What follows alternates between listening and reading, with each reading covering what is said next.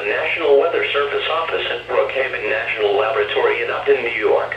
The preceding signal was a test of the Know All Hazards radio public warning system on station KWO-35 from New York City. During potentially dangerous weather situations, specially built receivers can be automatically activated by this signal to warn of the impending hazard. Tests of this signal and receiver performance are normally conducted by the National Weather Service at 11 a.m. each Wednesday. If there is a threat of severe weather, the test will be postponed to the next available good weather day.